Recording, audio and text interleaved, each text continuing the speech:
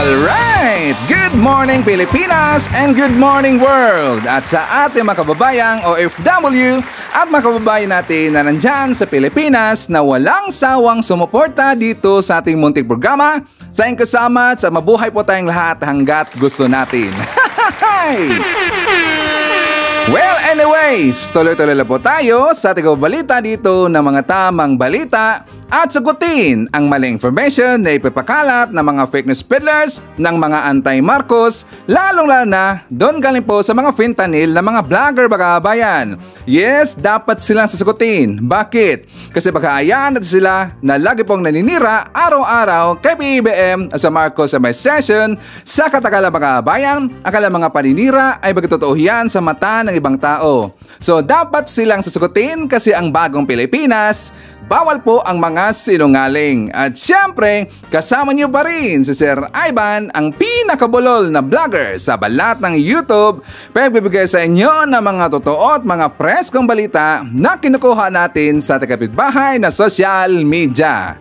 So magandang buhay sa ating lahat mga bayan and happy Tuesday sa ating lahat.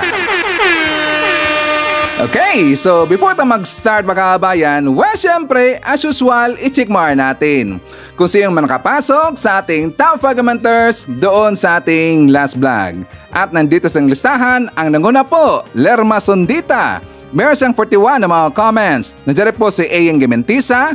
Meron siyang 27 na mga comments. Jeline Quezon. Meron siyang 23 na mga comments. Ronelyn Lamsin. Meron siyang 14 na mga comments. And Ninita Floro. Meron siyang 14 lahat ng mga comments. Again, si kasamas po sa ating top 5 commenters. At syempre, pasalamatan rin po natin ang ating po mga silent viewer dito sa ating channel. Thank you so much. At syempre, pasalamatan rin po natin ang lahat ng mga viewers na lagi pong nagla-like, lagi rin pong nagsishares ng ating mga videos. Thank you so much! And also mga kababayan ko, i-acknowledge po natin ang ating pong mga channel members. Nandyan sila si Pusong Inaming, Barbara Butler, Maricres, Katita Darl, Cosmo Defender, Susan Torres, Eva Ponsalan, Edmond Castillejo, Gold Digger, Samuel Membrado, and Via Bibar. Pasalamatan natin mga kababayan ang nabigay sa atin ng super thanks or pang lemon ni Sir Ivan. Thank you so much kay Ma'am Perlita Petersen, nagbigay sa atin ng $2. Thank you so much. At syempre, i-greet na po natin ang lahat ng mga viewers na nag-celebrate ng kanilang birthday ngayong araw. Happy birthday! Also, i-greet po natin ating pong mga early birds, yung lagi pong naunguna sa pag-comment sa baba sa ating comment section, ating pong mga suki. Nandyan sila si Maria Medesiplon, John Kuan, Papa Adilio, Ana Cordoba, nandiyan po si Lolita Maneja, Mayet Sibuhano, Rose Guevara, nandiyan po si Rose Ariula from San Diego, California. Shoutout daw sa kanyang apo na si Jaja Ariula Kakas at saka sa kanyang anak na si Luis Ariula na nag-celebrate ng birthday ngayon. Again, happy birthday! At syempre, nandiyan po si Nono Floren Hills, Mar Bernardino, and Hachu Joseph Rabanes. Okay, so kumusta ang lahat mga kabayan? How are you today? Well of course, I'm hoping po na sana magandang ating gising ng umaga at meron po tayong very energetic po na aura katulad po kay Sir Ivan. Siyempre, doon po sa ating kababayan po nagigising pa lang at wala pang energy. Doon po sa ating kababayan po na nag-lunch time na. Nag-lunch na po kasi lunch time ng mga kababayan. Painitin ko po agad ang inyong umaga kasi marami pong baon po na pasabog sa Sir Ivan, marami pong baon po ng mga balita sa Sir Ivan at syempre marilibang po tayo po ng mga katartadruhan, mga fake news na mga ipinabakal po ng kabilang kampo at dapat natin silang kurtin kasi sila po ay salot ng lipunan mga kabayan. Okay! Good morning Pilipinas! So, kahapon no, ang daming nangyari, included po doon sa sa hearing doon sa Senado Bakabayan, na kung saan ito po tungkol po sa Pogo at nakita po natin po na pumunta doon itong si Botanding Bakabayan. Napakita si Butanding dong. At least, di ba, late siyang dumating mga kabayan. Pero at least napakita doon si Butanding. I am very excited. Bakit si Ivan? Kasi di ba, meron pong kumalat na balita, I think this is 3 days ago. Noong time po na inibitahan na po itong si Rocky, nadadalo po sa hearing sa Pogo, that is kahapon, July 29 mga kabayan. Kaya sabi pa nga niya, nagyabang siya eh. Doon po sa, doon siya nagyabang sa rally po, sa Maisog Rally doon sa Los Angeles. Pero hindi ko lang po dito ipinakita po yung video mga kabayan kasi hindi naman ganun kaklaro yung yung video eh. Pero marinig natin, sabi niya, ipapangalanan daw niya, ibubulgaran niya kung sino daw yung Pogo King at Pogo Queen. Yung protector daw sa Pogo mga kabayan. Pero nung napanood po natin yung the whole Senate hearing kahapon, wala siyang pinangalanan kung sino daw yung kung sino yung Pogo Queen at Pogo King ang kanyang ibig sabihin mga kabayan. Wala. Nagyabang na siya doon sa Maisog Rally. Sinungaling talaga itong si Rocky. Napakasinungaling gonggong na yon.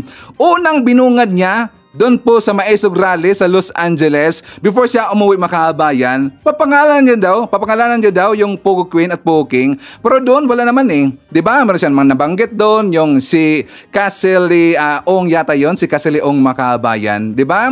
Nagalit siya. Alam niyo no, 'di ba nagkasagutan po ito pong si Risa Ontiveros at saka si Rocky Makabayan. Dahil po doon sa akusasyon po na itong si Rocky konektado doon po sa Lucky South 99 kasi meron pong nakita doon na isang organizational chart Makabayan. Na kung saan 'di ba kitang-kita ho natin, 'di ba meron pong sa baba Attorney Harry Roque, legal yung name Makabayan. Yung naalala ba natin, organizational chart.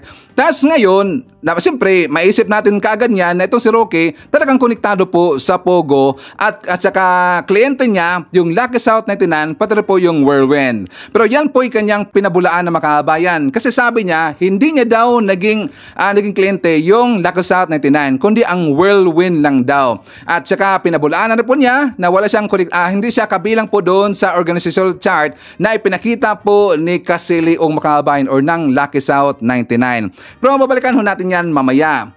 Kaya lang, doon po sa balita, I think this is 2 days ago, di ba doon sa aking last vlog makabayan, na hindi ko napakita doon na yung pong bahay ni Rocky, doon po sa Tuba, Benguet, pero sabi niya hindi niya bahay. Di ba, ni-raid ho yung makabayan, ni-raid ho yun ng BI, Bureau of Immigration, sa kasama rin po doon yung mga intels. So hanggang the other day makabayan, di ba, binalita na po ng DZRH, pati rin po ng teleradyo, na pinangalanan nila kung sino po yung may-ari ng bahay makabayan. So doon po sa balita po ng DZRH, nabanggit na po doon yung pangalan ni Rocky. Pero tinanggi niya pa rin po makabayan. So nung time na yon na binanggit na po ng DZRH or ng mga mainstream media, ang pangalan po ni Rocky na siya daw yung may-ari po ng bahay doon sa nani-raid ng BI doon po sa Tuba, Benguet, kung saan nandun po nakita yung dalawang bossing ng Pogo makabayan. Talagang po sumabog po yung balita yon. Sumabog eh. Sayang nga walang balita si Ivan. Pero nakita ko talaga yung makabayan. Kitang-kita po yun sa Ivan. So nung nakita ko po yung balita na yon, lahat po na yun po ibanilita po ng mainstream media, na mga kaibigan po natin po ng mga vlogger. So naisip ko, sabi ko, itong si Rocky, pakta niya talaga to eh. Wala na tong lusot, pero wala siyang sagot makabayan. Diba? Talagang may masasabi natin dito, itong si Rocky walang lusot ito. Paano ito malusutan? Samantalang alam na alam po ng mga kapitbahay doon, alam na alam rin po sa buong social media kung sino po yung may-ari po ng bahay ni makabayan. Pero hindi siya sumagot for the whole day. Di ba wala siyang sagot makabayan kahit kunti man lang po na statement? Di ba alam mo natin itong si Rocky talagang mabunganga to eh. Napakadala po ng tao nito, itong Vicky ba? Itong bakla na to, napakadala na itong bakla na to, pero doon po sa issue, sa bahay niya sa Benguet, wala siyang sinabi makabayan. Bakit? Kasi ginready pa niya ang kanyang script. So naisip ko, malamang sa malamang ang palusot nito, wala pang sinabi po si Rocky makabayan. At ito po, hindi pa rin po ito sinabi po ng ibang mga vlogger. Sabi ko, malamang sa malamang ang magiging palusot to ni Rocky, kasi wala nang lusot to eh. Ang magiging script ni Rocky, kanyang sisihin dito yung kanyang caretaker. Yung una ko naisip talaga kung meron mang caretaker doon, ito ang kanyang sisihin na hindi siya na-inform makabayan. And secondly, ang kanyang bahay, nasa isip ko, ang kanyang bahay, baka ito'y kanyang pinaupahan lang. So hindi tayo nagkamali makabayan, hindi talaga nagkamali po sa Ivan. Yun po ang kanyang sinabi. Doon mismo sa siniring, tawang-tawa talaga ako eh. Honestly, tawang-tawa Sir Ivan. Sabi ko, ito yung naisip ko eh. Tingnan yung palusot ni Roque. Malalaman natin kagad po makabayan kasi mababasa na natin eh. Basang-basa na talaga itong galaw po ni Roque. Malamang kanyang palusot na pinaupahan niya, siya hindi niya alam kung sino po nag-uupa doon, or kanyang palusot, ang kanyang sisin dito, ang kanyang caretaker. So talagang tumama si Sir Ivan. Totoo lang, tumama po si Ivan, pero natawa lang ko eh. Sabi ko, sayang, walang balita eh. So anyways, ipakita ko muna sa inyo makahabayan ko yung pong sagot ni Roque, kasi nga mamaya ibubuking ho natin na yung bahay na yun talaga po kay Roque Makahabayan. Bakit mo alam, Sir Ivan? Kasi may nakita ako na video na siya daw ay isang negosyante. Itong negosyante na to, lagi pong nagpupunta po doon sa bahay mismo mga kabayan.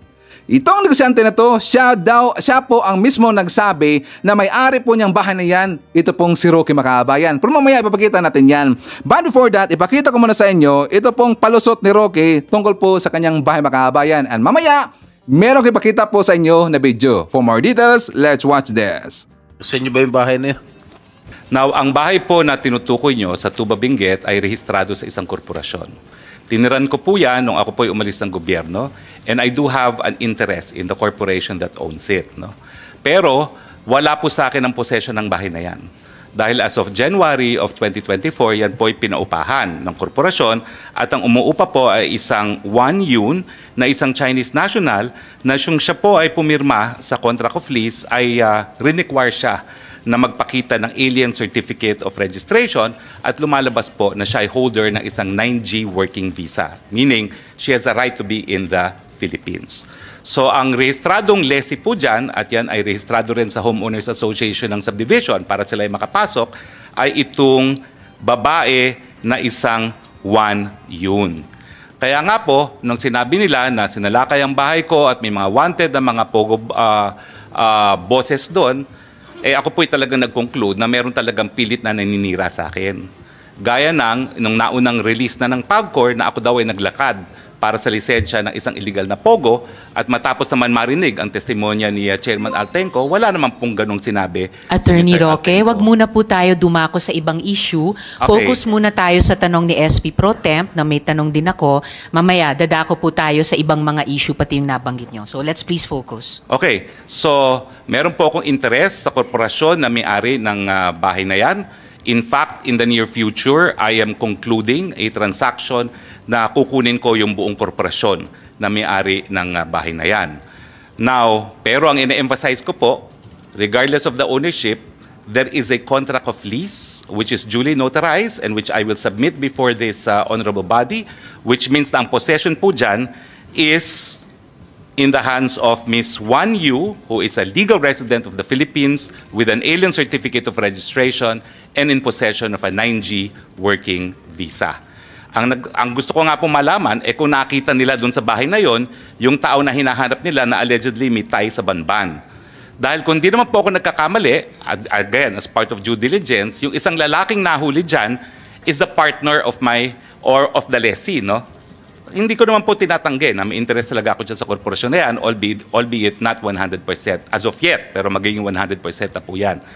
Now, yun nga po, yung lalaki, ang alam ko, is the partner of Wang Yun, and alam nyo po, hanggang ngayon, meron akong katiwala doon. Kasi nga po, nais ko masigurado na yung lessee will only use the premises for residential purposes. No? Dahil nung ako po ay nasa gobyerno pa, may mga nagrereklamo sa mga villages gaya ng multinational village na ginagawang pogo at 70 people at a time ang nasa residential homes. So nagtalaga pa ako ng caretaker para masigurado na wala pong ganyan, at ang caretaker's report naman ay talagang hanggang 3 tao lang ang nakatira ron. Ang question po is, yun nga po, kung yung lalaking nahuli ay siyang merong tie sa Banban, at dahil ang alam ko po, nag-due diligence din naman kami kung sino yung lalaking yon, partner yon nung aking lessee, but gentleman of leisure po yun eh.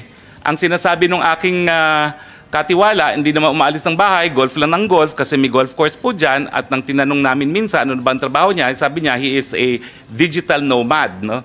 Cryptocurrency. No?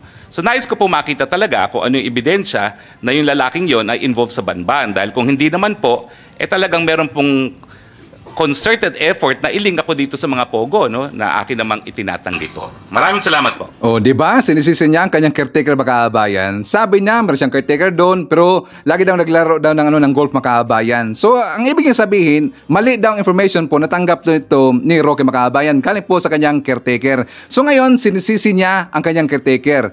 So, tama si Ivan. Sisi ang kanyang caretaker makaabayan. So, yan po ang kanyang palusot. Gongong talaga, di ba sabi niya na hindi daw sa kanya ang iyong bahay niyo makaabayan, pero meron siyang interest po sa corporation, included po yung bahay niyon. So meron siyang interest sa bahay na yon. Pero paano niya masagot mga kababayan ko? Ito pong kanyang post mismo sa kanyang Facebook account. Kung saan sinabi niya, home in Baguio again. This is year 2020 makaabayan. Sipagkita ko lang sa inyo, pero itong post na to, tinanggal po makaabayan. Tinanggal po ito ni Roque. Pero syempre, marami po tayong mga kababayan po na mga pro-Marcos, mga Marcos supporter na nakapag-screenshot kagad makaabayan. Nung time na po yun, yung time na yun na nagkaroon po ng raid doon sa Tuba, Benguet. So itong post po ni Roque, nandun pa. Pero kalaunan, I think how many hours yata makaabayan, tinanggal po kagad ang kanyang post. Talaga mautak eh. Pero syempre, it's a good thing na meron pong nakapag-screen record makaabayan. So, yan po ay maganda. Pero ngayon, paano na ito masagot makaabayan? Hindi sa kanya ang bahay, pero tinawag niya na home again makaabayan sa Baguio. Diba? Something's off talaga eh. Talagang itong si Roque nagsinungaling itong gunggong na to. Napaka sinungaling. So after that, ipakita ko sa inyo mga kababayan ko, ito pong sagutan. Ito pong sagutan ni Roque at saka ni, mga kababayan ko, ni Risa Hontiveros. So ito po tungkol sa inangal po ni Roque na nakita po ang kanyang pangalan doon po sa isang organizational chart na doon po sa Lucky South 19 na makaabayan. So ito pong si Roque, kasi nga puro siya insist eh, kahit nagsasalta pa itong si Risa makaabayan. So hanggang nagalit na itong si Risa, pati po na nag-insert na po itong si Gatchalia makaabayan. For more details, let's watch this. Sana kinuha po ako ng Lucky Star na abogado. Bakit po? Dahil yung raid sa Porac, unconstitutional po yan. Nag-raid po sila, kumuha sila ng warrant of arrest galing sa Bulacan judge outside of jurisdiction. Excuse me, sige. Well, hindi natin ini-investiga yung raid. We are investigating yes, ma'am, but I'm just saying kasi... So, please just make your answer to this po. short. Kasi Yes. it was actually just a yes or no question. Ma'am, let us be fair because you have been insinuating I am a lawyer for Lucky South.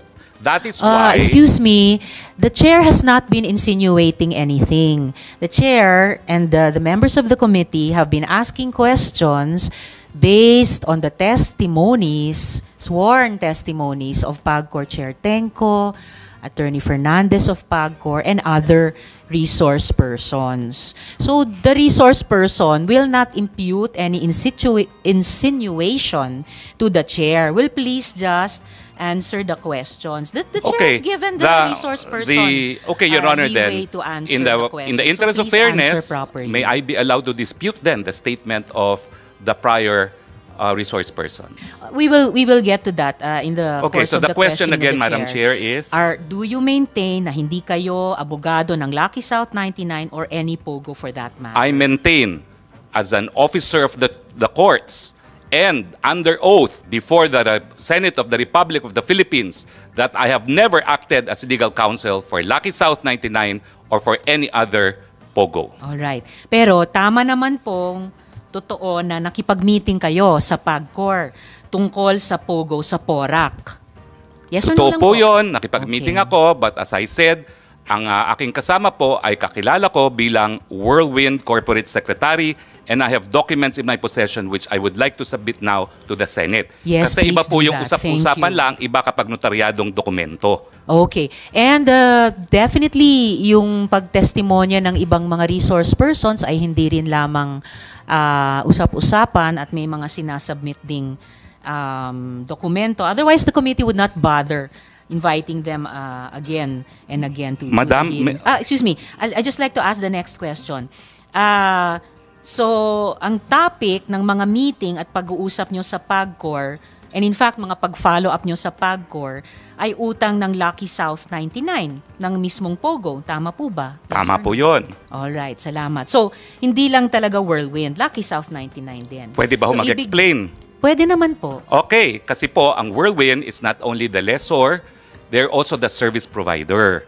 Now, I appeal now to the officials of PAGCOR. Siguro kayo po mag-explain kung anong ginagawa ng service providers, including Chair Andrea Dominguez, because I had an opportunity to work with her. Domingo, no? Ang service providers po, sila talaga ang nagbibigay ng lahat na kinakailangan ng mga POGO operators, kasi POGO operators po, lahat yan Chino.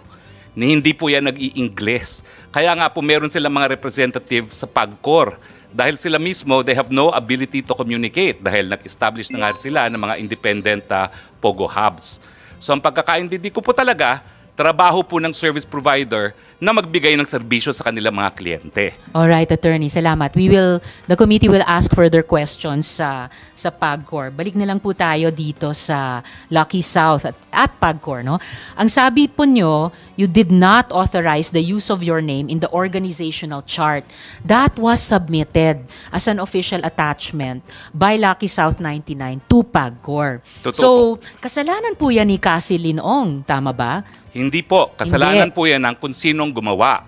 Sino dahil ang wala gumawa? naman pong establishment. Gumawa po niyan, Lucky South. Yes. Dahil sila po nag-a-apply. Na si Cassie Linong ang isang doon. Wala po ang pa boss tayong doon. ebidensya na nagpapakita kung sino nag-submit talaga ng mga dokumento, but PAGCOR can confirm kung sino talaga nag-submit ng mga dokumentong yan. Okay, we will ask PAGCOR that again later. We asked them before.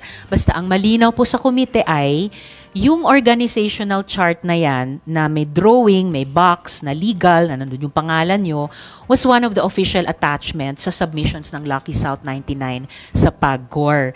And sabi nyo nga, ang tawag nito, yung obligasyon ng POGO na Lucky Star sa PAGCOR ang pinag-uusapan ninyo sa PAGCOR. So, due diligence, bilang abogado, dun sa mga diskusyong iyon, alam nyo kung ano yung mga dokumentong sinumite, alam nyo yung mga official attachments na nakalagay doon. Did you confront Cassie Linong about this? Or kinasuhan nyo ba siya na kung bakit nandun yung pangalan nyo sa organizational chart? Madam, nagagalit po kayo dahil sinasabi nyo, binibigay ko ng mga salita ang inyong bibig. Pero right now, Hindi you naman already ako nagagalit. Sinasabi ko lang wag niyong gawin yun. Pero ngayon po, sinabi nyo, you again insinuated that I had anything to do with the document. Ayan nga po ang sinasabi ko. As far as I know po... Attorney, please stop using that offensive verb insinuating. I am a very plain speaker. Okay, I'm Pwede sorry. Nyo lang, it's all right. Pwede Okay. nyo lang sabihin mali yung fact na Mali po. sinasite, tinatanggi nyo yung sinabi ng ibang resource person. 4 na taon na pong itong investigasyon. Halos wala na pong nag-i-insinuate kasi dire-diretso na pong mag-usap. Okay, so please tell the committee, kinonfront nyo ba si Cassie Linong or kinasuhan nyo ba siya? Bakit nandyan yung pangalan nyo sa organization? Well, unang-una po, nalaman ko lang na nandun ang aking pangalan nung nag-hearing po last time dito na sinabi ni Chairman Altenco. Pero bilang abogado and naging professor ng constitutional law, I'm familiar with the rules of the Senate. And the Senate says that in proving facts, the rules of court apply in the suppletory character. I don't need to argue with you about Opo, that, Attorney. pero But you ang don't need sinasabi to, ko lang po- excuse me, sandali po. You don't need to tell the committee what the rules of the Senate are. Well, I'm just citing Please just po. answer our question. You don't My need to answer cite, po it's not is necessary. that document is only evidence of its existence. Pero para patunayan po yung katotohanan na nakalasaad sa dokumentong yan, dapat meron pong testigo na nakakita ng ginawa yung dokumentong yan, o di naman kaya testigo ng gumawa ng dokumentong yan, o di naman kaya yung testigo na pumirma ng dokumentong yan. Actually, Pag as wala I po said yan, earlier, hindi excuse me, po siya po no, pwede. excuse Ma'am, me. excuse me kasi... No, excuse me, Attorney Roque. I'm sorry, madam, but I am a it's all resource right. person invited. Yes, you are. I was Wait. asked Let me finish. to answer. Yes, you Hindi ko po already answered in maintindihan, excess. Kapag gusto nyo Sandali akong po. tumigil pa, patigil nyo ako kapag ako nag-explain. Yes. I thought we were engaged in the search for the truth. Oh, definitely we are. Attorney Roque, what I am Chair, saying, Madam yes, and Chair. Sherwin. Attorney Roque, please be reminded to respect the chairperson. I'm very respectful, Madam Chair. Paano respectful na nagsasalita siya, sinasabayan mo siya? I apologize, Senator Gatchalian. One more, I and apologize. I will cite you in contempt. And if you disrespect the chairperson, we'll be compelled to cite you in contempt. I understand and I apologize. Mo naman Your Honor. sabayan siya, nagsasalita siya, siya ang chairperson. Okay, Your Honor. I understand. I apologize. Salamat, Sen. Sherwin. At salamat, Attorney Roque, sa apology nyo kay Sen. Sherwin. All I'm saying is, there is no need for any resource person to cite the rules of the Senate to a Senate committee. We know that. So please just answer the questions which are being asked of each resource person at length with an embarrassment of time para masagot nyo yung mga tanong. But please stick to the topics and do not lecture a Senate committee about the rules of the Senate committee. We know that. We correct ourselves kapag lumalabag kami doon. So, I suppose your answer is hindi kayo nagreklamo kay Cassie Leong at hindi nyo siya kinasuhan kung bakit nandun yung pangalan nyo sa chart. As I said, Madam, nalaman ko lang po yung pangalan ko nasa chart during the last hearing.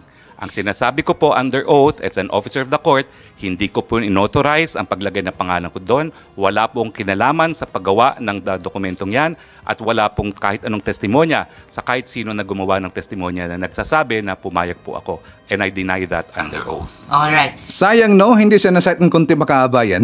Sayang talaga eh.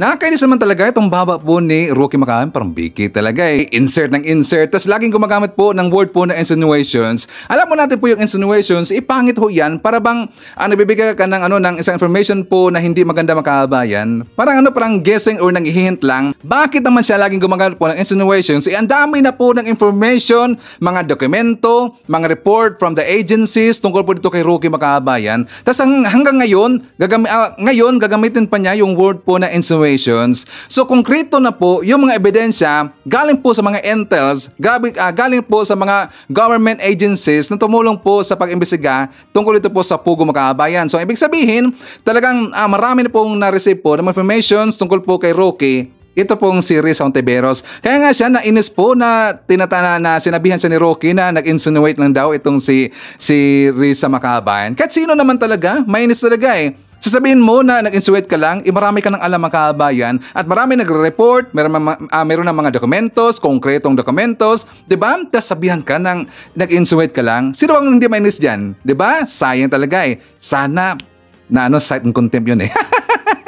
Yun ang hinintay ko Makabayan. Tapos hanggang doon, hanggang natapos po yung Senate hearing, wala siyang pinangalanan kung sino yung Pogo Queen or Pogo King Makabayan. Wala. Nagpalusot lang talaga eh. Puro na pa ganun-ganun kanya mga story Makabayan. Ipapakita doon niya yung mga dokumentong hawak niya na wala siyang kinalaman. Hindi niya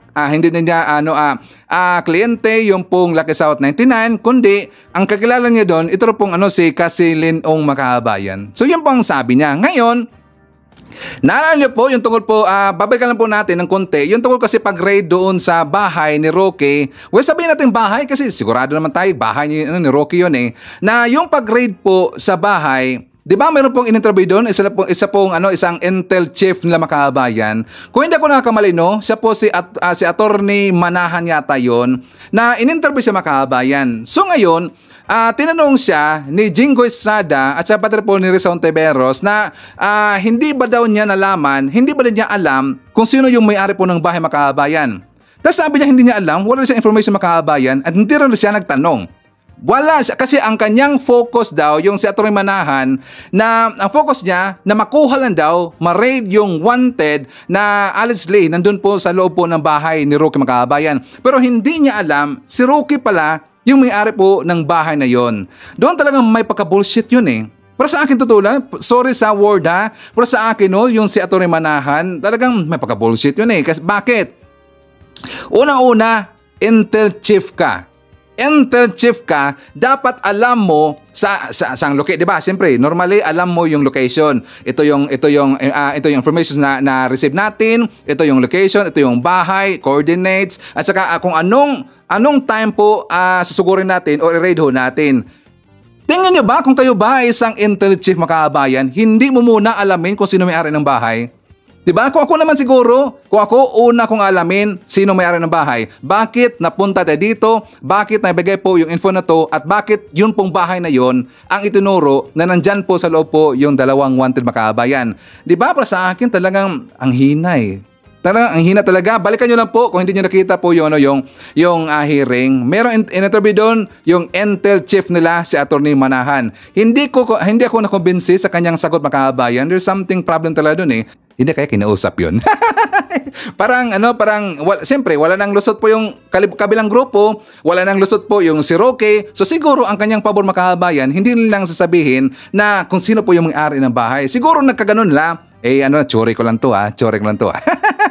No, parang nakaduda naman talaga eh. Attorney Manahan, nakaduda talaga eh. Sana i-upgrade nila ang kanilang style po sa pagpa-raid or kukuha ng informations. Alam nila. Alam ho natin lahat yan na alam nila. Pero pinigilan, mga kabayan. Pinigilan niya. Hindi niya sinabi. Kasi napaka-imposible talaga. Napaka-imposible na hindi niya alam po kung sino yung may-ari ng bahay na yon. Okay? So before ko ipapakita sa inyo po yung ibig kong sabihin na video, mga kabayan, na meron pong isang negosyante, delivery man, na lagi pong nag-deliver po doon sa bahay po ni Roque at siya po ang makapagsabi dito kung sino po yung may-ari ng bahay ng mga kabayan. So after po sa kanyang hearing doon po sa Senado, mga kabayan, nakita ko si Roque nandun po sa SMNI. Nagpa-drama-drama kagad doon sa SMNI. Ang kanyang tinira kagad, mga kabayan, si PBBM. Tinira niya kagad si PBBM. Bakit? Kasi siyempre hindi niya tinira doon sa Senate hearing kasi nga siyempre iba yung mga topics ng mga kabayan. So hindi siya nakapag-bulwark talaga sa gusto niyang sabihin doon sa Senate hearing. So ang kanyang pagtantrum, ang kanyang kadramahan, mga kabayan, doon niya inilabas po sa SMNI na kanyang programa.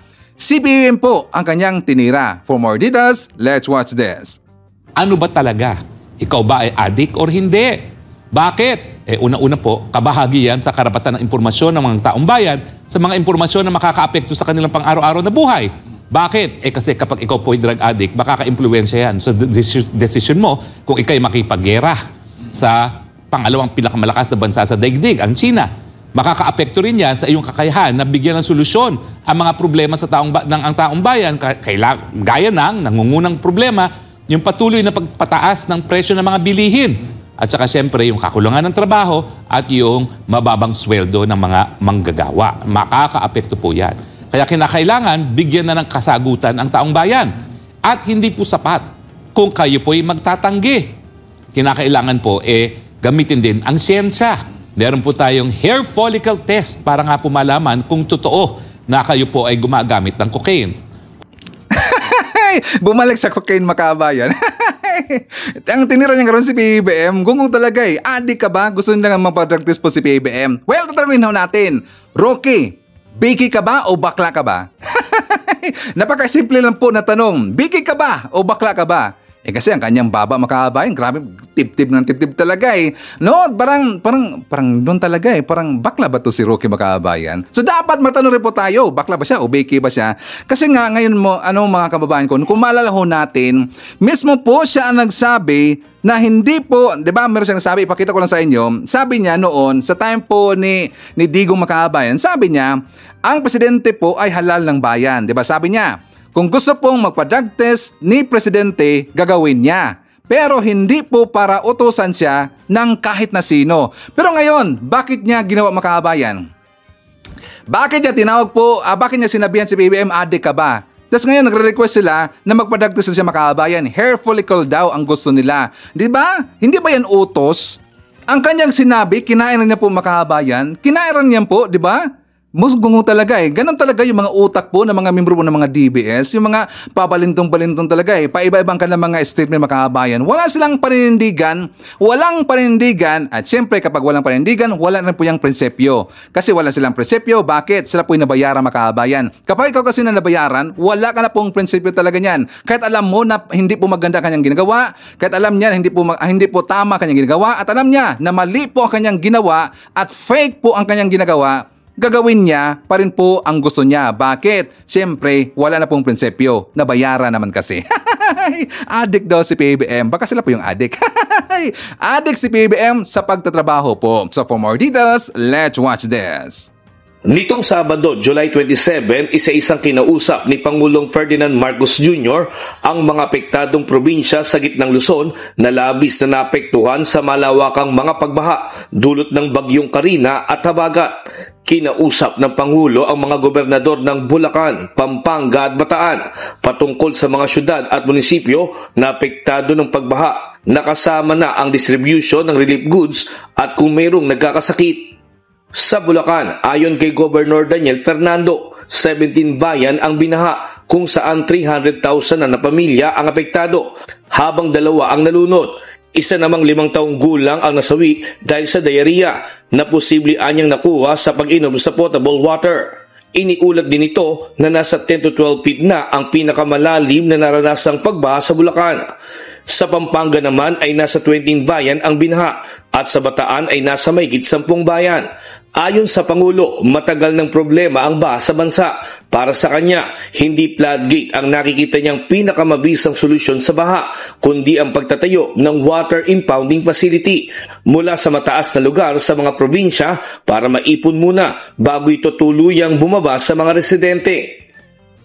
Hindi na nakayanan ng mga ating mga slope protection, ng ating mga flood control, ating mga dike.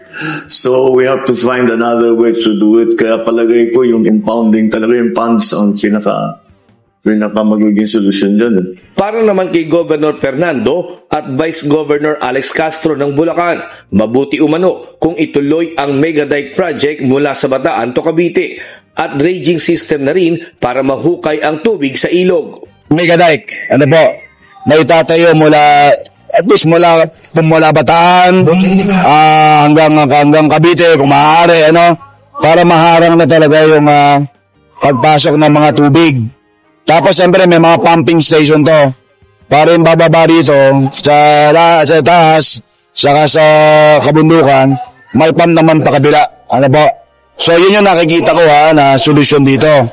At medyo malaking halaga talaga ang kailangan natin dito talaga. Ito yung hinahin na natin sa ating mga Pangulo noong pang nakaraang taon. So nakita natin doon umapaw yung ilog Ibig sabihin ng bumabaw na yung ilog. So kung mapapansin nyo ngayon pagkatapos ng baha, puro putik saka puro balnek yung pumunta doon sa bahay. Puro basura. Ibig sabihin napakababaw na ng ilog.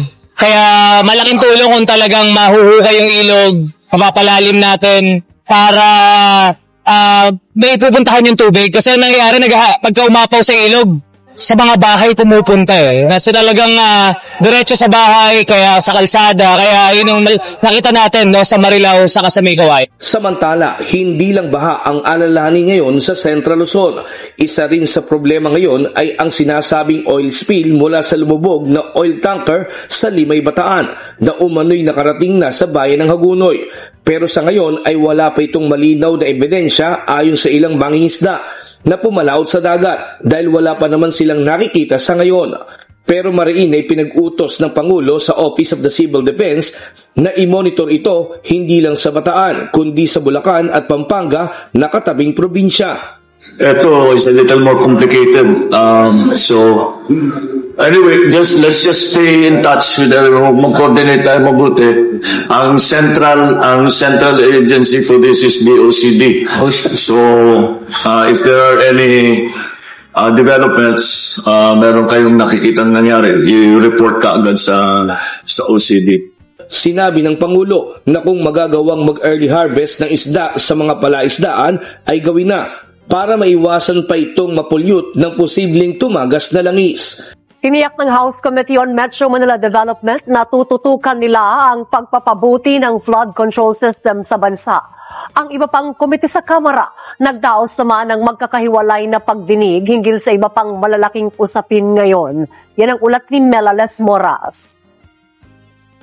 Kasado na ang pagdinig ng Kamara sa Miyerkules ukol sa matinding pagbaha na naranasan sa Metro Manila at mga karatig probinsya dulot ng bagyong Karina at Habagat. Ayon kay House Committee on Metro Manila Development Chair Rolando Valeriano, kabilang sa mga inimbitahan nila rito ang mga opisyal mula sa DPWH, MMDA, DNR, Pag-asa at mga apektadong local government units. Pangunahing nais matukoy ng komite kung bakit hindi kinaya ng ating flood control systems ang naging buhos ng ulan sa rehiyon. Ang purpose naman namin dito makatulong sa mga government agency kung paano namin matutulungan in aid of legislation at syempre to exercise yung oversight power namin. Bago ito, tuloy-tuloy naman ang iba pang pagdinig sa Kamara. Sa talakayan ng House Committee on Human Rights patungkol sa war on illegal drugs ng nagdaang administrasyon, kabilang sa mga humarap sina PNP Chief General Romel Marbil at dating Senadora Laila De Lima. Sa panig ng PNP, binigyang diin ni Marbil na sa ilalim ng kasalukuyang administrasyon, mahigpit nilang pinaiiral ang rule of law at paggalang sa karapatang pantao sa pagsugpo sa illegal na droga. Any kind of operations po, ang sinasabi ko lang po sa mga polis natin, let us respect the law. Yun lang po yung ano natin. Ang ginagawa po namin, si intel-driven. We will not go for numbers, we go for the big confiscation po ng mga shabus on the streets. Sa hiwalay na pagdinig naman ng House Committee on Public Accounts, binusisi ng mga kongresista ang umunoy irregularidad sa procurement process ng heavy equipment sa isang LGU sa Quezon Province, alinsunod sa inihaing House Resolution No. 1657 ni House Deputy Majority Leader Erwin Tulfo. Tayo naman in aid of legislation, hindi naman natin target na parusahan.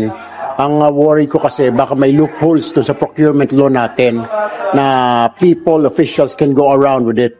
Kung merong butas yung batas, takpan, di ba? Balanse po yung committee natin. We give due process, no, to those being complained by the complainant. And of course, at the end of the day, sabi nga namin dito is the documents will not lie. O ayan, Roque. Ganon po kabisi ang gobernador natin. Ganon po kabisi si PBBM. Yan po ang adik. Adik po sa pagtatrabaho, Roque. Kayo, busy kayo sa paninira po sa gobyerno. Busy kayo sa paninira po kay PBBM. Wala kayong naiambag po sa Pilipinas kasi kayo po ay salot ng lipunan. Ang dapat magpa-drug test dito, yung pong si Baste. Yan po ang dapat po magpa-drug test, makabayan, di ba? Purma pa nga lang eh. Nakaduda na talaga eh, di ba? Hindi po si BBM. Si BBM napakabait ho niyan. Napakasipag po na presidente ho natin at yan po hindi po gumagamit. Napaka-imposible talaga na makita naman natin po si BBM, the way siya magsalita, the way siya magtrabaho. Ganon ba ang adik na tao? Ang adik po na tao na gumagamit po ng mga white substance, yung coke, magkakabayan, wala ho sa isip yan. Tingnan nyo sa mga interviews ni PBBM, tingnan nyo sa kanyang mga speech, di ba? Ganyan ba? Yung gumagamit po ng ipinagbabawal ng gabot, makakabayan, di ba? Gunggong talaga eh. So anyways, before tayo mag-forward po sa ating next topic, makakabayan, i-share natin, nandyan po si Margarita Voces, Ramel Roasa, Romana Manuel, Jenny Howard, hi to Lucrecia Candido, nandyan po si Edna Luna Unate or Unyate, hi to Aspernito, nandyan po si Maricar Becker, Antonio Payos, Angelita Holsinger, hi to Joey Tebes, nandyan po si Leonardo Manansala, Joe Nacario, BJA Solo Surveyor, hi to Marinelli Pedrique, nandyan po si Alicia Fernandez from Pangasinan, hi to Jenny Nera from Baguio City. Isyatan natin si Ronelyn Lamsen and Ruben Basinga Salindong.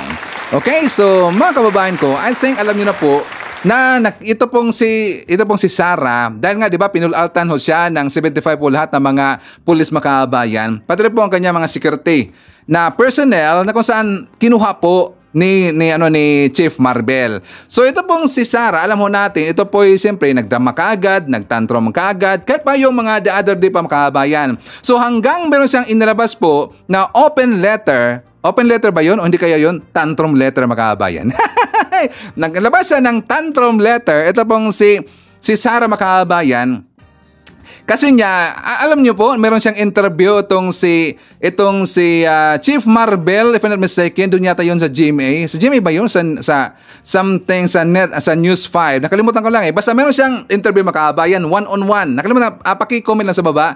I think ABS ba yun or GMA na yun? Basta meron pong interview itong si Chief Marbel. And after that, how many hours, makabayan? Siguro, ito po yung nakita po ni Sara, kahit nandun po siya sa Germany, meron malamang, meron po nagsabi sa kanya. So siya po ay nagpalabas po ng kanyang open letter, makabayan. But before po tayo maglabas po ng ating opinion tungkol po dito po sa kanyang open letter daw, isang tantrum letter, makabayan, ipakita ko muna sa inyo po ito pong balita. For more details, let's watch this.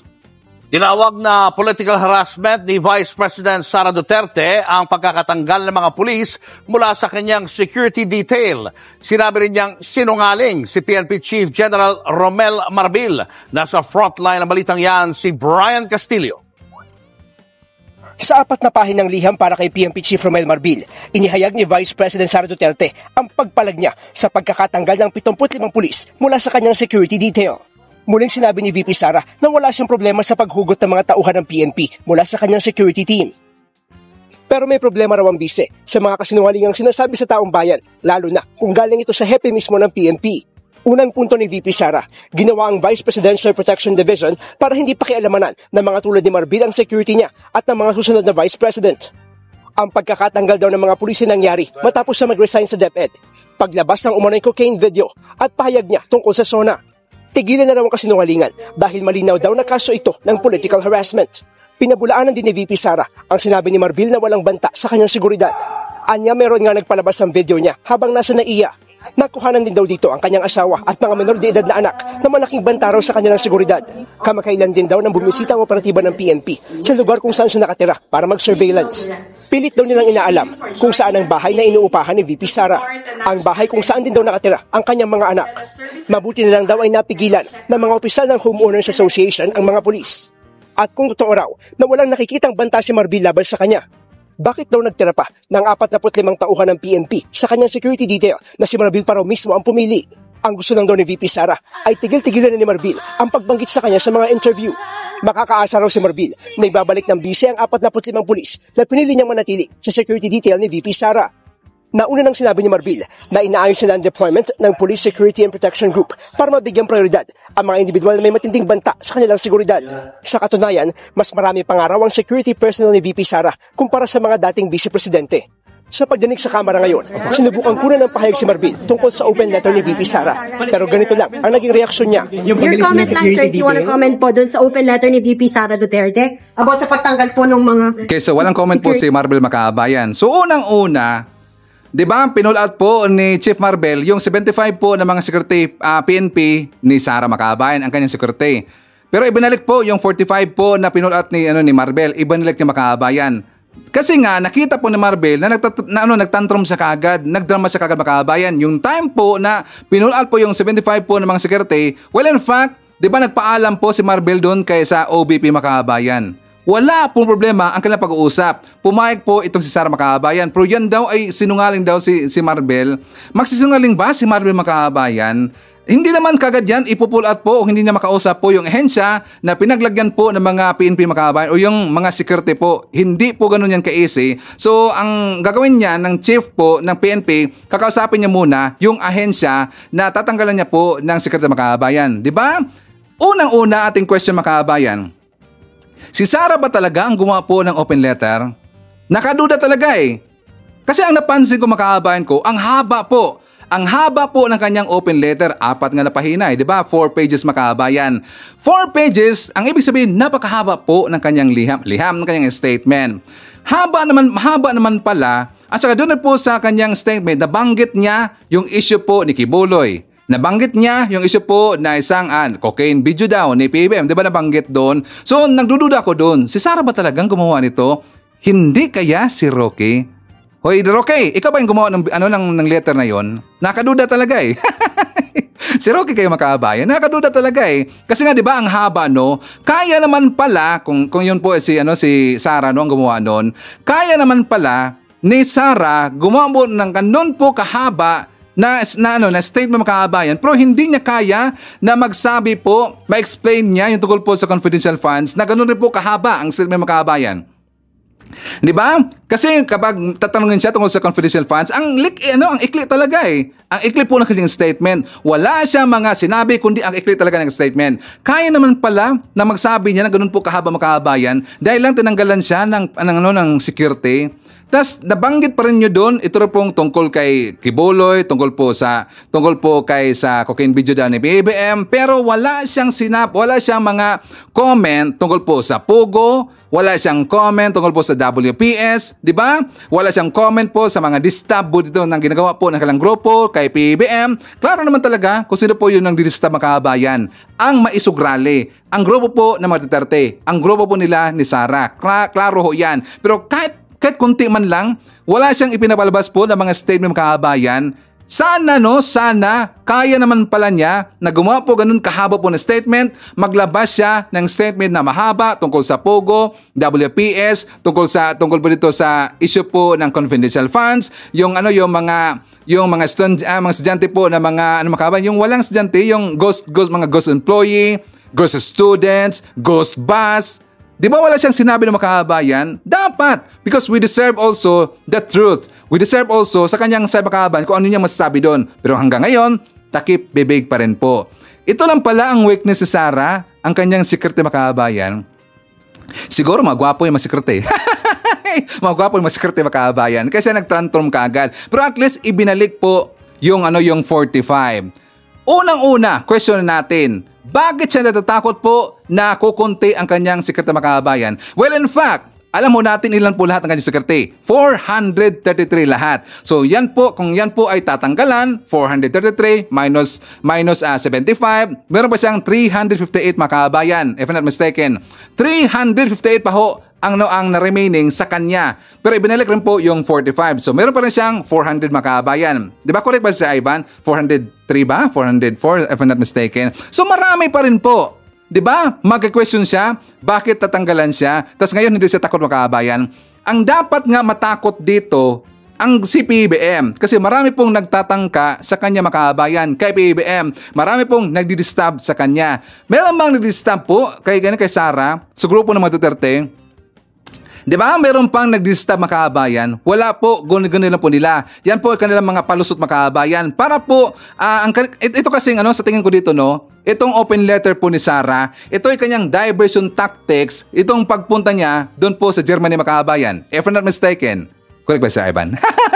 Ito po ay kanyang diversion tactics kasi nandun siya sa Germany makabayan. Ipapakita ko sa inyo ang video po ni Sara, nandun siya sa Germany makabayan kasi nga after po niya nanood po ng concert ni Taylor Swift, doon pala siya dumiretso, umaten siya ng maisog rally makabayan. For more details, let's watch this.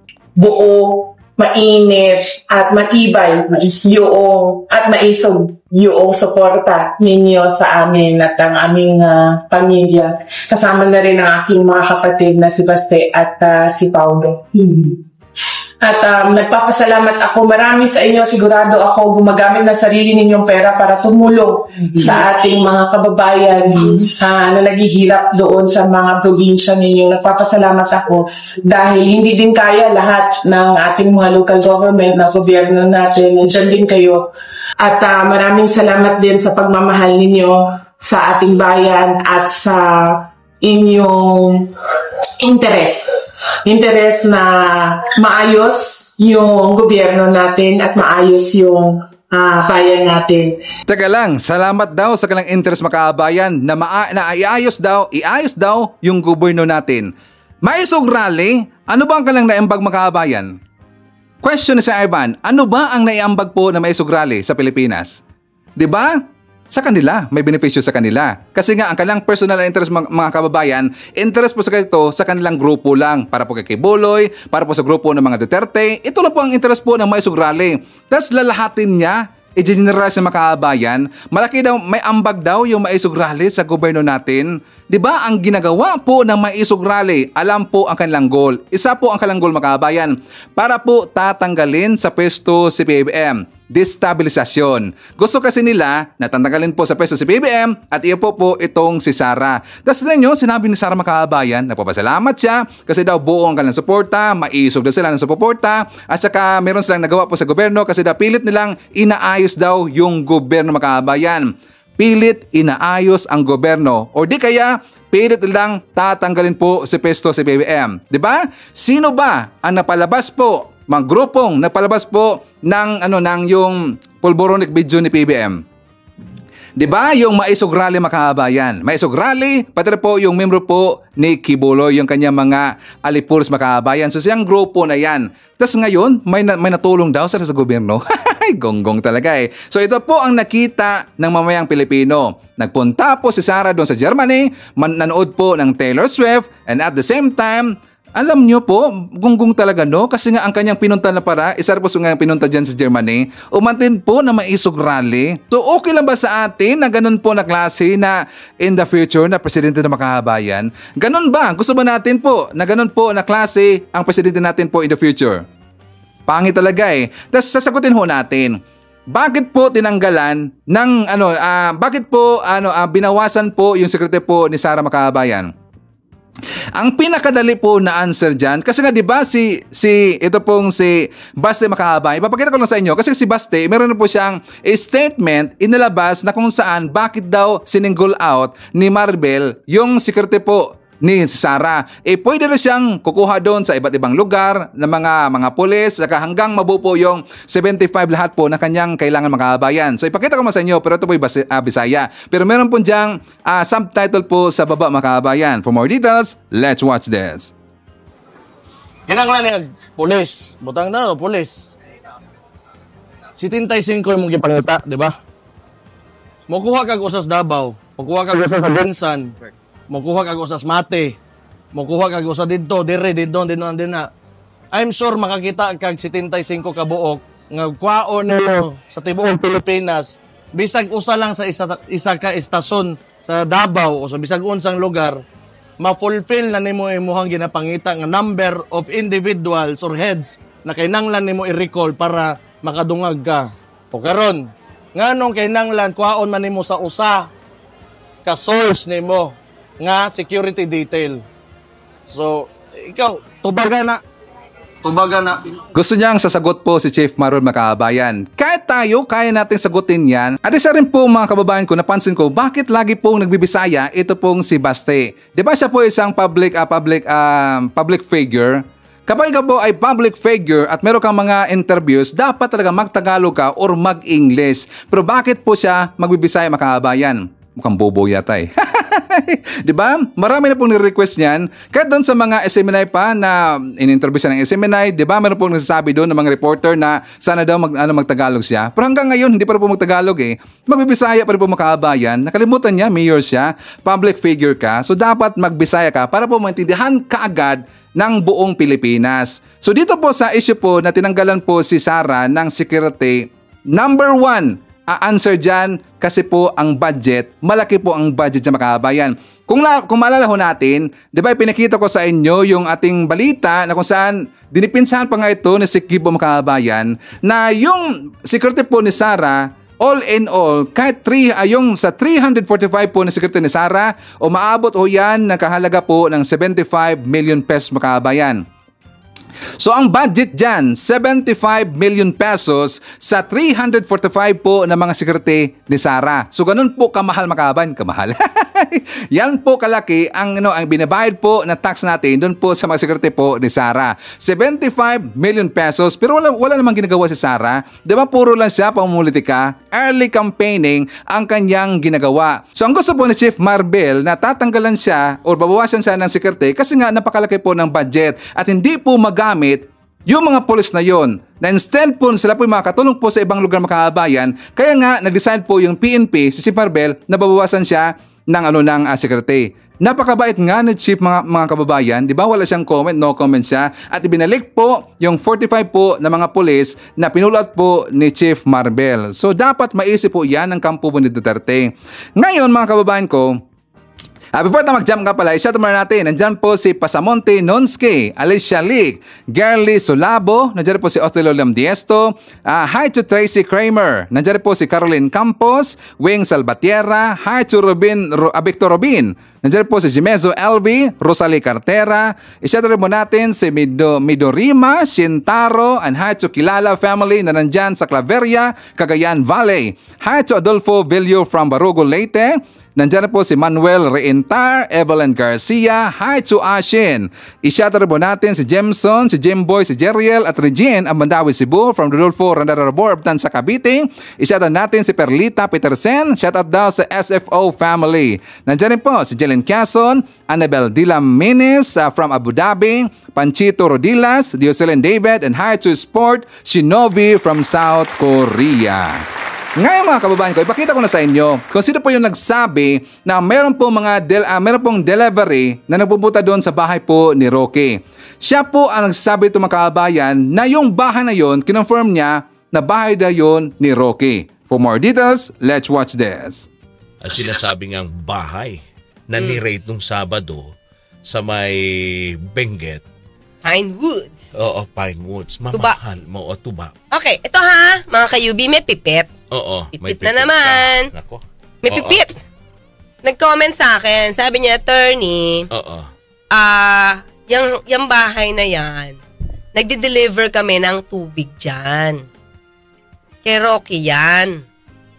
Sabi niya, may bahay din daw doon si Manny Pacquiao. Oo. Pero malayo. Mas malayo doon sa lugar nung kay Harry Roque. Saka mas malaki. So, taga Baguio yung nagsabi, nagde-deliver sila ng tubig dyan. So, alam nila. At the same time, partner, ayan yung mga kayubi, mapapansin nyo. FB yan. Oo. Ay, sorry. Sabi ni Maria Nanali, hindi pala rate. Sorry, oo nga. Yun nga din ang nilinaw kanina ni Attorney Harry Roque. Okay, hindi pala rate yun. Kasi siya, mission order siya. Oo. Diba? Tapos, mission order, so in other words, meron kasi nagbalita na may mga tao dun foreigner. And syempre, may nakakuha ng informasyon na undocumented. Kumbaga, walang tamang mga papel na maipapakita para mai-allow na mag-stay sa Pilipinas yung mga Chinese. Diba? I-analyze natin. Yan, bahay niya yan, oh. Ito sa FB yan, February 2020 yan. Hindi ko matandaan yung date. Na-research ko yan. Ang nakalagay dyan kasi, home again in Baguio. Yan na yung bahay na tinutukoy, partner, sa Tuba. Most probably. Kasi home again eh. Wala naman siya ibang pinapakitang bahay, yan lang. Tapos, meron isang shot sa kanyang FB, overlooking. Tapos, sabi niya, taken, parang, view of Baguio from Tuba, Benguet. So, siyempre, baka galing sa veranda niya, yung picture, yung shot. So, di naman niya dinideny na may bahay siya sa Tuba, Benguet. Hindi niya talaga madideny yan. Kung nakikita siya dun eh. Pero sinasabi nga niya kanina, co-owner siya. Eto at yung bahay na yon ay sa korporasyon. Isa-isahin natin ha. Isa-isahin natin. Dapat kasi tinanong ito. Dami kasing kulang na tanong eh. Kailan nabili? Bakit? Will it matter kung siya ay public officer nung nabili to o hindi? Siyempre, it will matter. Diba? Nandiyan ba yan sa ano mo? Sa SALN. Sa SALN mo. Diba? Dapat yan tinanong. Kasi hindi pa tinanong, sabi niya kasi to ay property na isang corporation, parang Bencham. Something like that. May mga incorporators dun. Dapat yun, pinatawag din. Bakit? Dummy ba sila? Pinasok lang para mag-incorporator? O totoong investor? Diba? Corporation, for what? Bakit? Nasa real estate ba sila? To buy that? Para paupa? Ang daming pwedeng itanong eh. Bakit? Kasi ganito yan. Ito in general to, mga kayubi ah. In general to. May mga taong gobyerno. I'm not referring to Atty. Harry Roque, but in general. May mga taong gobyerno na nangungulimbat at para hindi mahalata, ipapangalan sa korporasyon or sa ibang tao. 'Di ba? So dito, di natin alam ang sitwasyon. Tapos ang sabi kasi dito ni Atty. Harry Roque, may share siya, may interest siya over this property as part owner ng korporasyon. Pero parang darating yung time na they will acquire it 100%. Bakit? Diba? Bakit? Bakit i-acquire mo 100%? Doon pa lang iisipin mo, teka lang, iyon naman yan eh. Kaya nakaparangal sa korporasyon. Siguro pag, ang dating sa akin, pag hindi na siya mainit, kasi hindi na siya public officer. Kasi pag public officer, tapos nagkaroon ka ng, nakapag-acquire ka ganitong klaseng property, hindi ko alam kung magkano yan, kung si Manny Pacquiao ay nandiyan dyan, di malamang mahal. Pero may binabanggit siyang pangalan na sinasabi nga niya, yun yung may-ari ng bahay ba? Na isang, kanina may binabanggit siya na kalimutan, babae. Tama ba yung pagkakarinig? Caretaker? No. Caretaker? Hindi partner. Oo. Naglagay nga ng caretaker siya eh. Caretaker niya nga eh. Oo. Diba? Maraming questions na hindi nasagot ng diretso. Okay. Sino ang representative? Ito hindi kasi pinush ni Senator Risa eh. Sino ang nakapangalan na homeowner o representative doon sa bahay na yan, doon sa HOA? Hindi pinursu eh. Isa yon. Diba? Caretaker, sino nag-assign? Sino nagpapasweldo? Dokumento, nasaan? Diba? Okay. Kulang sa research dito. Medyo kulang sa research dito sila Senator Risa. Diba? Kung ako, papatawag ko yung ibang mga incorporators. Dito. Ano to? Ilan ang share nyo? Bakit kayo bumili dito? Anong purpose nyo? Ilan ang properties ng Bencham maliban dito? Oo. Diba? Bakit naging shareholder na dito, sa korporasyon na to, si AR de la Serna? Magkanong pera mo? Magkano yung worth mo? Yung net worth mo, magkano? Diba? Kung may pera ka, at nandito to ka pa sa flying school, hindi biro ang tuition fee sa flying school.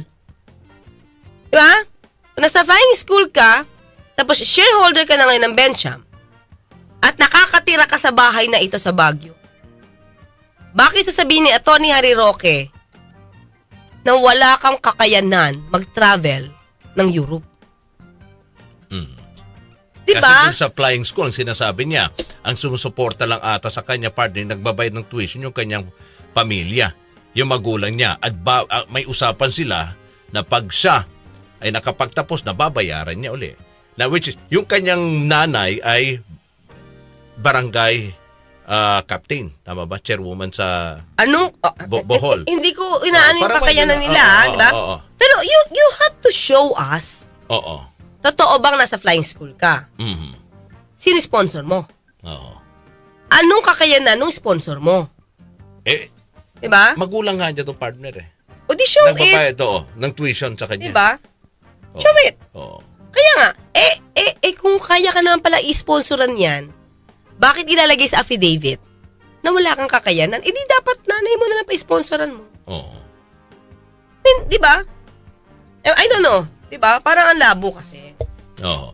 Okay. Going back dun sa korporasyon. Paano ba? Kasi bahay na binabanggit niya na may-ari ng korporasyon yun. Oo. So, at may interest siya, partner, na balang araw na sa'yo pa niya, diba? Aariin niya 100%. Aariin niya 100%. So, yung bahay na yon pagmamay-ari ng marami. Ng korporasyon. Ng korporasyon. Oo nga. Kaya nga, pag maaari ito ng korporasyon, ilan na lang kayong incorporators dito? Yung korporasyon na binabanggit, yung Biancham. Yun. Oo. Diba? Kaya nga, ano to? Kailan itinatag si Biancham? At saka bakit may biniling ganong klaseng property?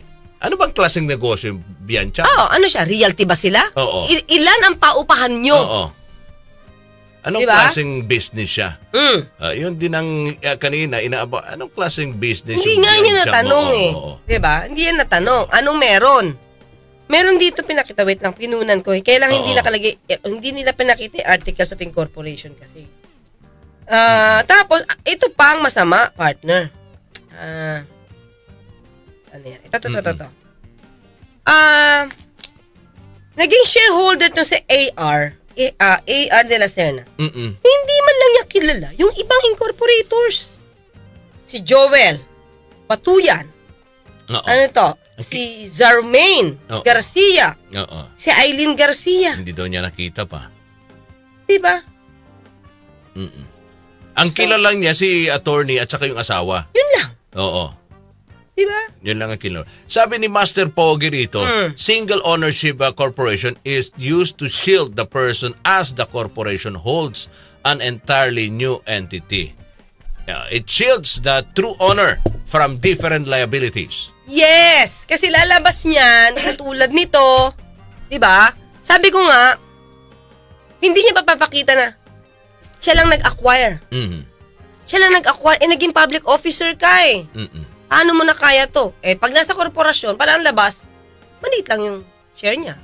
No. Pero dito sa SEC incorporation, sa SEC registration, nangungunang pangalan ng mag-asawa. Diyan sa Biancham. Oo. Nangunguna. So anong ibig sabihin? Pag Wala nangunguna naman yung nakalagay pangalan kung ilang shares eh. Ibig sabihin, di sila yung nangungunang may-ari. Sila mas may malaking share. I hope so. Oh. I think so. Oh. Okay, so speaking of AR Serna makabayan, yung si Del Serna, yung lalaki ni Butanding. Nakita rin po natin po sa hearing nga pala, no. Pero doon sa hearing makabayan, pinagtawanan siya ng mga kasamahan doon. Bakit si Ivan? Kasi kung nakita niyo po yung hearing, di ba sabi niya, doon po siya sa Pogo nakituloy kasi nga nag-aaral siya ng flight school makabayan. So nag-aaral siya. So while nag-aaral siya, doon siya nakituloy po sa Pogo. Sabi niya, hindi daw siya palagi doon sa Pogo. Sabi niya, 3 to 4 days lang daw siya every week. Pero alam mo natin, yung 3 to 4 days, di ba marami yan? Hindi man yan, di ba, sabi niya, minsan na daw eh. Di ba dapat yung minsan makahaba yan? It's like every week, siguro isa or dalawa, yan po ay minsan.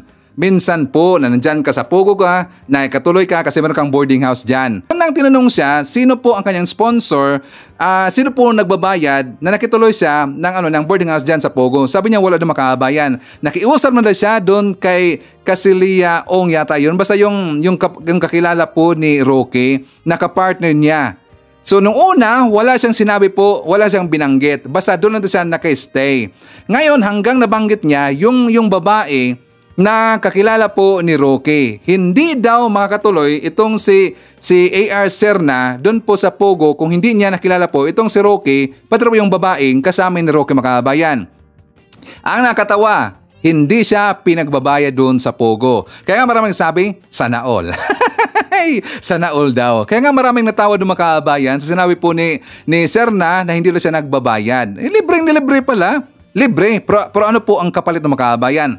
Yan po ang malaking tanong, ano po ang kapalit? Bakit siya libre doon sa boarding house po ng Pogo? Pero hindi niya sinagot makabayan, paliko-liko kaagad eh. Pero nakaduda talaga eh. So anyways, yan po ating manakalap ng balitang ng araw. Kung nakaabot ka po sa portion nito, sana nakapag-like na ho tayo. Libre po ang mag-share, libre din ang mag-subscribe. Again, maraming salamat sa mga viewers na hindi nag-skip ng ating mga commercials. Thank you so much. At before natin tatapusin ang ating programa ngayong araw, sana sabayan nyo si Sir Ivan para sa ating live messaging prayer. Makapangyarihang Diyos, maraming salamat po sa biyaya na iyong pagpapagal. Naway manatili kaming tapat sa aming mga hanapbuhay, sapagkat alam naming galit ka sa madayang timbangan. Huwag mo pong pahintulutan na dahil sa kagipitan, matukso kaming tumaliwas sa iyong kalooban. Sa ngalan nating Panginoong Jesucristo, Amen. So maraming salamat mga kababayan, and I hope to see you again on my next video.